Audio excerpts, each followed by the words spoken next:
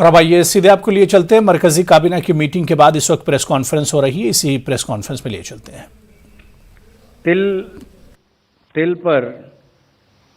तिल की एमएसपी में 523 रुपए की वृद्धि इस साल होगी। मूंग पे 480 प्रति क्विंटल उसकी वृद्धि है। सूरजमुखी बीज पर 385 रुपए प्रति क्विंटल और रामतिल पर 357।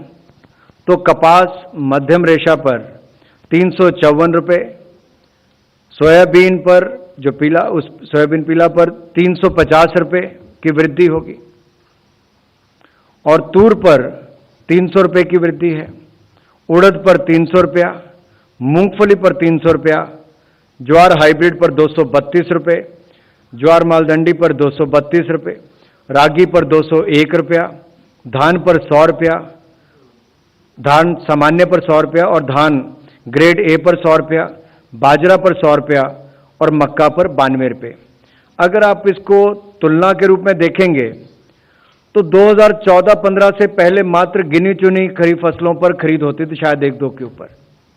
लेकिन बड़ा बदलाव मोदी जी की सरकार आने के बाद हुआ कि बाकी फसलों को भी इसमें जोड़ा गया और किसानों की आय भी बढ़ी। हालांकि कृषि के बजट में भी जो बढ़ोतरी हुई वो आप सबके सामने है कि कैसे उसमें हजारों करोड़ रुपए की वृद्धि हुई।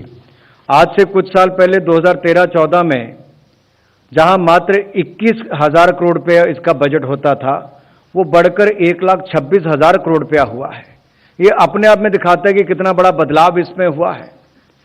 और अगर मैं इसको थोड़ा सा आपको विस्तार में और बताऊं, ये जब हम 1.5 गुना की बात करते हैं, मैं उस पर भी आऊंगा, लेकिन उत्पादन लागत में परसेंटेज वाइज अगर मैं आपको बताऊं तो तिल में 50%, मूंग पर 50%, सूरजमुखी बीज पर 56%, रामतिल पर 50%, कपास मध्यम रेशा पर 50%, सोयाबीन पर 53%, तूर पर 60%, उड़द पर 59%, मूंगफली पर 51%, ज्वार हाइब्रिड पर 50% और रागी पर 50%, धान पर 50%, बाजरा पर 85% और मक्का पर 50%।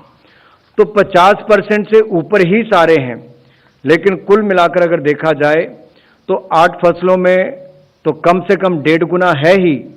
जो बाकी 6 फसलें हैं उनमें जैसे बाजरा पर 1.85 टाइम्स है, 1.85 गुना है, तूर पर 1.6 गुना है, उड़द पर 1.6 गुना है, सनफ्लावर पर 1.56 गुना है, सोयाबीन पर 1.53 गुना है। तो कुल मिलाकर इस पे लगातार इसको बढ़ावा देने का काम किया, किसानों की आय भी बढ़ी और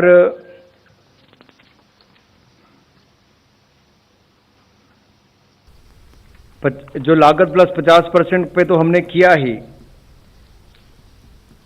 इससे अगर आप पहले की सरकारों की तुलना में देखेंगे, पहले कम खेती होती थी, न्यूनतम खरीद होती थी, उच्च आयात निर्भरता होती थी और अत्यधिक उपभोक्ता मूल्य